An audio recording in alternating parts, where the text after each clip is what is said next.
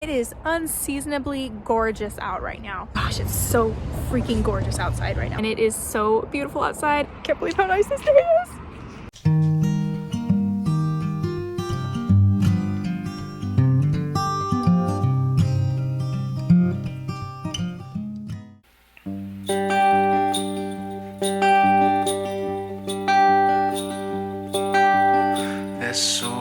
This world is soft and spinning right before my eyes. In this world she spins around the sun and never does it rise.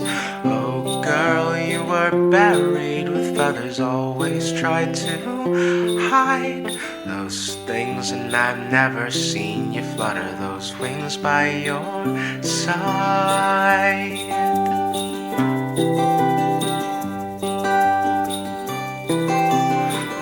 Still come alive at night. Hello friends, it is the third week of February and it is unseasonably gorgeous out right now. We've just been having really warm, sunny weather this week for some reason, and I'm not complaining. I've been loving it. I actually don't really need to be wearing this coat right now, but it has pockets and I need the pockets. So right now I'm working on the bad guys close in beat, and I hit a roadblock. All my momentum just kind of came to a screeching halt because I realized it's just not working. This beat's not working. Some spoilery main stuff that happens for the bad guys to close in. And I just spent my whole lunch sitting there like, oh no, just trying to force something that I knew wasn't going to work. I have a feeling I'm just gonna eventually have to come to recognize this is not going to work. I just have to accept it and change things. And I don't know what to do about it. I'm kind of bummed a lot, kind of nervous. Don't know what to do. And now I have to go back to work, and this is kind of the frustrating thing about having only small slivers of time in which to work on my book. My other goals have not been going that well, in case you were wondering. I've gotten like nothing done in the CLEPS courses that I've been taking. We'll see. Starting off this week on a bright note weather-wise and kind of a downer note productivity-wise. And yet I am well. I don't know why. I think it's because I've been exercising in the mornings. It really improves my mood, even when things are not going that well. Hopefully things start to pick up this week and I can make myself make things happen. It's another sunny day and I'm not even wearing my coat today, so how about that?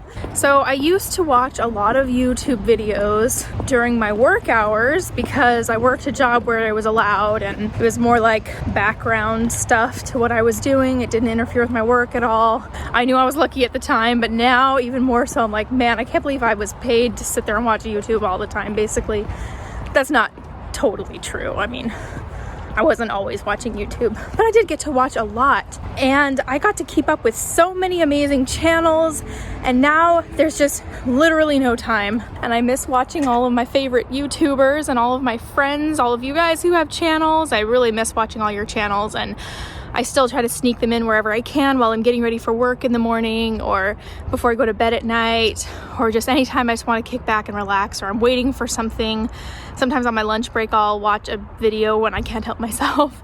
I've been feeling this kind of void in my life, missing talking about writerly things with people and having a community. And so I started listening to the Writing Excuses podcast again, which is Brandon Sanderson and a bunch of other writers. I used to listen to them at my last job, but I found I preferred YouTube videos over podcasts, because podcasts I would start to, I don't know why. I don't know what it was. YouTube videos for some reason actually helped me work more instead of like staring off into space, or it just helped me focus. I'm not sure what it is about the YouTube videos that helped me focus at work back then. But now I'm starting to get into writing podcasts again, and I've been listening to a lot of Writing Excuses. And today they're talking about that fine line between doing enough research that what you're writing is believable and feels realistic, and then knowing where you can blur the lines a little bit in order to keep things interesting. And I noticed that I tend to be kind of a stickler about making things as accurate as possible and doing all of the correct historical research for my book and everything. And there are times I found where my beta readers pointed out they were having a hard time feeling immersed in the world because it didn't seem realistic for something to happen, even though I was like, that came directly from my research. And other moments as well where I need something to work to be able to tell the right story, but I know that it will not be 100% historically accurate or something like that. And it's hard to know when you can get away with doing something like that for the sake of telling the story that you're trying to tell, and when you really need to stick to accuracy. Anyway, so all these writers were talking about it, and they're like, oh, there are so many times when I just fudged over the laws of physics or something like that, because you can't possibly, especially when you're writing fantasy or you're writing fiction, you can't possibly be 100% accurate. There's always going to be a flaw somewhere, and someone is always going to find it. And if you worried about that, you would never publish anything, and you would not be able to tell the story that you're trying to tell because the facts would overtake everything. And so they were talking about how you just need to find that sweet spot where it's just realistic enough to feel believable, to where your readers won't even question the things that you kind of have to cheat on. Anyway, so they're talking about that. They're like, oh yeah, I've cheated on lots of things. The trick is you have to gain the reader's trust first by proving something using real hard facts, or make it sound believable enough to where they trust you enough that they're not going to question it anymore in the areas that you do kind of cheat a little bit to be able to tell your story. Anyways, it was an interesting conversation. I think that was Writing Excuses season 14, episode like the 48 or something like that. I don't know.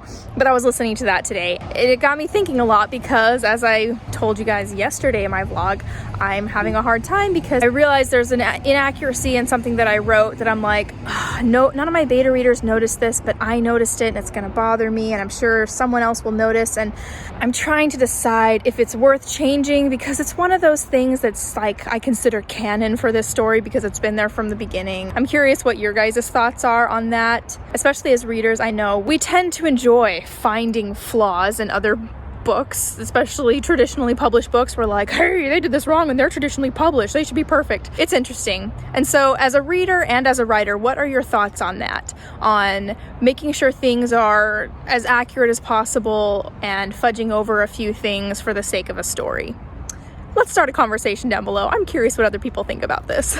And just for the sake of clarity, I don't think they were saying don't worry about making everything accurate because it's impossible. I think they were saying choose your weak points with intention. If it's something small that you know you can probably convince the reader not to notice and everything else is accurate, then you specifically choose that one thing, but don't do that like a lot throughout the book. You can't do that because then your reader's not going to trust you. So you just have to be intentional about the things that you're going to be 100% accurate about and the things that you're going to take liberties with, I guess I should say. So along those lines, I'm trying to decide right now where I can take liberties and where I can't. Gosh, it's so freaking gorgeous outside right now. I can't believe it. It does not feel like February. It feels like late May.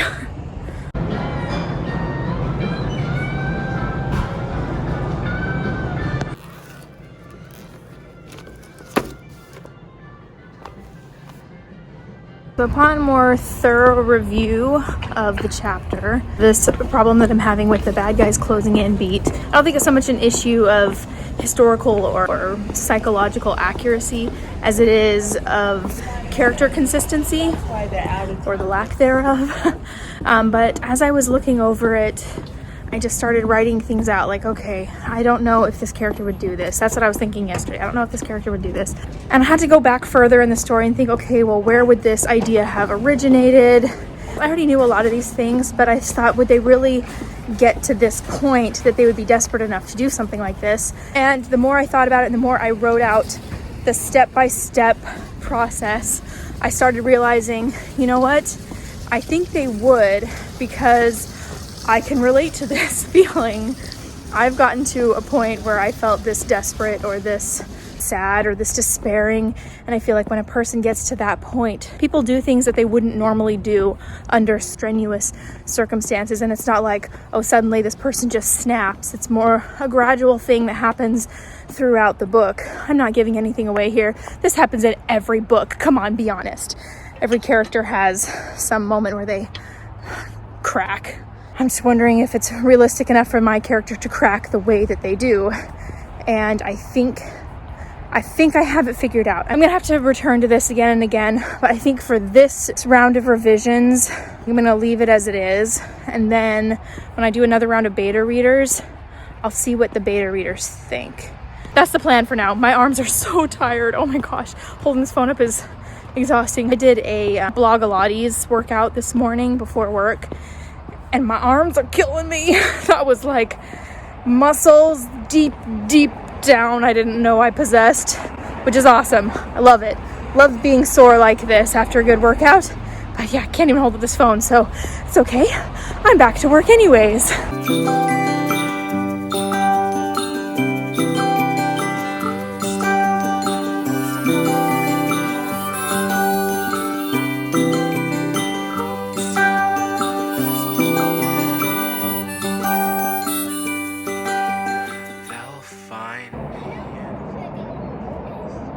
Or what is? The remote. The remote? You know what? I don't know where the remote is. I can't find it either. Is Patrick there? No. Well, it's not on the TV. I know, it's not on the TV. I was looking for it yesterday morning. I was too. I'm watching on. Okay. Please excuse my crazy bedhead. It is a lazy Saturday morning and it is so beautiful outside. I think I'm gonna say that in just every clip of this vlog because I don't know what's going on, but the weather has been crazy nice here. It's like a little after 1 o'clock now, but I kind of just got out of bed. I've just been sitting in bed, basking in the sunlight through my window and working on my book. And then I decided to come outside and work on my book instead. So I've been working on my book out here, and I have to say, when I sat down and started, I was just like, man, I don't know what I'm gonna do about this ending because I'm getting to the end now. I left the ending so rough for my beta readers. Honestly, God bless the readers who continued through all the way to the end and gave me feedback. It was really sweet of them, and I really value the feedback they gave me.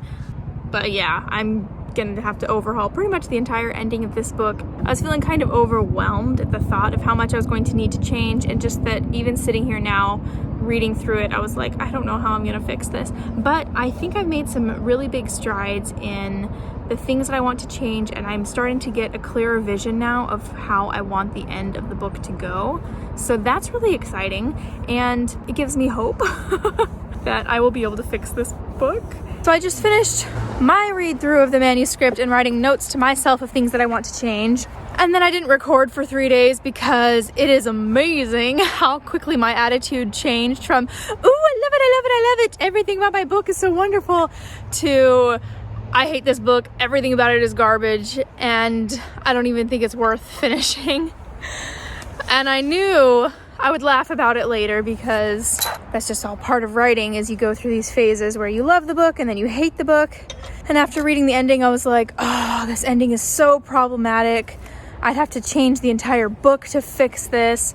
And you know, I just let myself stew about it and be angry about it for 3 days. I could not get myself to work on it at all, at organizing feedback or anything. Well, no, I did think maybe it'll help to go through the rest of the feedback now. And even though I know that towards the end of the book, most of the feedback was constructive criticism and not a lot of praise because the ending of the book was a hot mess. But anyways, I started organizing feedback, totally just lost all my momentum, and I was like, nope, I hate it. Everybody else hates it. There's nothing good about this book. And then as I let myself stew about it, for some reason today, I guess 3 is the magic number, 3 days of waiting and stewing allowed me to let go of some things that I was holding on to that I thought the book needed. And now I'm realizing, you know what? That doesn't need to happen at the end of the book. I can let go of this backstory. All it's doing is holding the book back. And this character does not need that backstory. Even though it's been the backstory for a long time, I just realized it's just dragging the book down. It leaves way too much that needs to be resolved right at the end of the book, and it makes the end of the book really messy. It required introducing a lot of new characters right at the end, and I didn't want to do all of that. And so I'm feeling a little bit more optimistic today, just because I'm finally allowing myself to just let go of those things and say, okay, book doesn't need these. I'm still not entirely sure how I'm going to fix everything, but I feel more optimistic that I will be able to, and that the book is not garbage. It only feels like it right now, but it's not garbage. There are good things about this book and I'm gonna bring them out, doggone it. Okay guys, I think I'm going to end this vlog here. I'm officially back into the swing of organizing all my beta reader feedback for the last half of my book, and I'm feeling better about it again, not all angry at the world. I realized we just hit over 300 subscribers on this channel, and holy cow, thank you guys so much. Yay, over 300 subscribers, look at us go. I've never really celebrated milestones on my channel before. Like, I just don't really pay that much attention to my subscriber count, to be honest, and so I always miss it when I hit milestones like my first 100, my first 200, and I missed this milestone too because we're already at like 302 or something like that. So I just wanted to ask you guys, how do you feel about like celebration videos for reaching milestones on YouTube? Is that something that you like watching? Is that something that you would like me to do? How does it make you feel when I don't even mention that I've hit a milestone? Does it make you feel ignored? I hope not. And if you do want to see some kind of celebration video for hitting a milestone, what would you like it to be? Would you like me to do a Q&A? Would you like me to list my favorite channels that I like to watch? I don't even know. Or if you guys honestly do not care about the milestones that we hit on this channel and you're like, yeah, whatever, just keep doing what you're doing, just don't say anything. Thank you guys so much for watching. Thank you guys so much for subscribing to my channel. It does really mean a lot to me, and it does mean a lot to me that so many of you are watching me, following along with my kind of boring writerly journey. But anyways, thank you guys so much for watching, and I will see you next time. Bye. Would you come and take a walk with me? We'll cross over the mountains and we'll reach the pale blue sea. I love you, I'm so glad you love me too. And I